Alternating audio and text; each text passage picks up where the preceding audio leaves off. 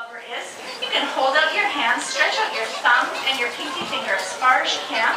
That's how thick a layer of blubber would be on your body if you were a beluga whale, helping to keep them warm. An adult beluga's weight can be 40 to 50% blubber, and it's an important adaptation they have to help them to survive in the cold Arctic waters. However, if you've been watching closely, you've probably noticed that not every part of their body is covered with a layer of blubber. When you think about it, when we go outside, when it's cold, what gets cold first? Our extremities, our hands and feet.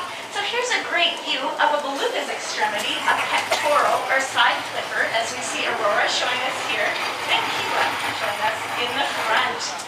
Now these areas do not have that layer of blubber on them, so heat can be lost to the cold water.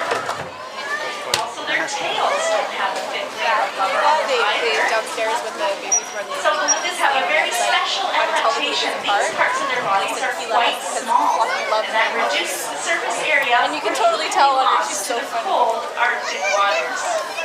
Now with that very, very heavy, blubber-covered body and a relatively small tail, as we see Aurora's tail here in the front, belugas are not the fastest swimmers that we see compared to other whales and dolphins. Here's another great view up front of Keela's tail. That is the motor of the beluga. You can imagine they're kind of like a very big boat with a very small motor.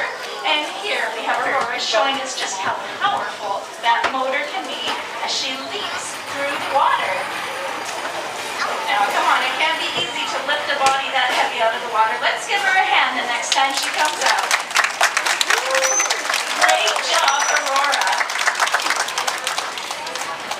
Now for much of the year in the Arctic, the ocean is covered with a very, very thick layer of ice. This ice is very important. It makes life as we know it possible.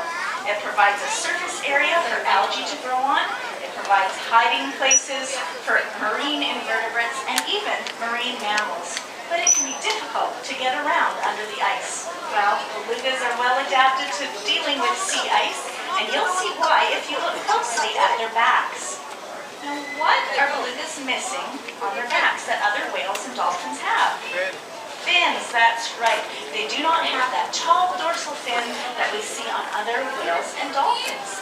This makes it much easier for them to travel under the ice, and instead they have something called a dorsal ridge, which we're getting a wonderful view of here with Aurora in the front.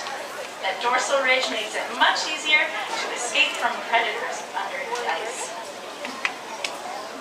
Another challenge comes in the wintertime when the Arctic landscape is covered by darkness for up to 24 hours at a time. It's very difficult to see, so belugas live in a world of sounds. They're very social animals, and they make a wide variety of clicks and chirps, and we can hear some of those sounds today if we listen closely. Keela in the front. They sound like parrots. Here's some clicking sounds from Keela and Aurora. We know that belugas use these wide variety of sounds to communicate with each other. And here at the aquarium, we've had a wonderful opportunity to study how the calves learn to vocalize. And we've learned that they learn by mimicking the adults around them. So let's all pretend to be a beluga calf and mimic the sounds that we just heard. On the count of 3, make your very best beluga sound. 1, 2, 3. Excellent. It's so nice to have so many belugas here today.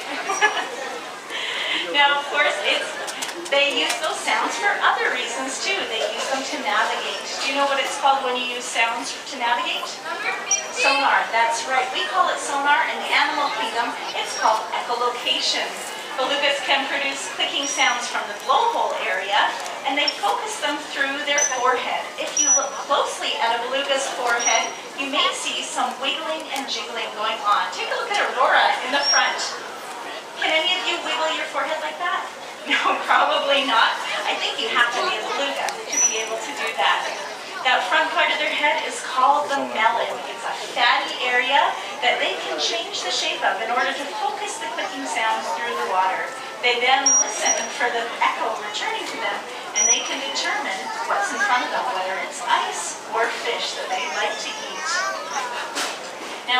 summer months, the temperatures in the Arctic rise and the ice retreats and new feeding grounds open up. This is great for belugas because they are opportunistic hunters. That means they'll eat just about anything that they can find. Here at the aquarium, we feed them a variety of squid and small fish like herring and capelin, but they will also eat marine invertebrates such as clams and sea worms that are hiding under the sand at the bottom of the ocean floor. But how on earth does a beluga get at worms that are hiding under the sand? Well, they have a very special technique they use. Using their flexible lips, they can spit a strong stream of water, as we can see at the ocean floor, uncovering the little invertebrates that are hiding underneath. Some of you just got a taste of that chilly Arctic water. Here she comes again. That was a great job by the beluga showing us that very special feeding Yum, technique. beluga spit. Now, as I mentioned, in the summer months, new feeding areas open up. These are the shallows or the estuaries where the rivers meet the oceans. It's a nice, warmer place for mothers to have their calves. They're quite comfortable in these shallow areas. And you may notice, as the belugas are here in the habitat, sometimes they can come quite up close to the glass when working with their trainers.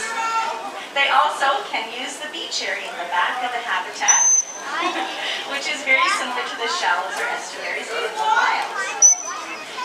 Those of you up front are getting a great view of Tika, the youngest beluga here in the habitat. You'll notice she's a very dark gray compared to the two adults here. That's because she's the youngest beluga. She just celebrated her second birthday. Researchers believe that that dark gray color helps the young calves blend in with the muddy waters of the estuaries where they are born.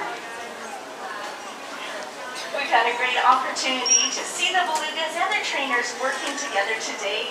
They are Canada's most abundant whale. However, some of their populations are facing challenges, and those challenges are coming due to climate change. Now, why is this happening? Well, just as belugas are covered with that thick layer of blubber to keep them comfortable, our planet is covered with a combination of gases known as our atmosphere that keeps us comfortable. But when we use excessive fossil fuels for energy, it adds to the carbon dioxide blanket that surrounds our Earth, causing the climate to change and the Earth to warm. And nowhere is this felt more than in the Arctic, affecting animals there, such as the belugas. But you can help by making choices every day to reduce your use of fossil fuels, such as turning off your computer monitor when you're not using it. Well, we've had a fantastic opportunity to see these animals in action and learn more about how well adapted they are, but we have reached the tail end of our show, as Keela is showing us.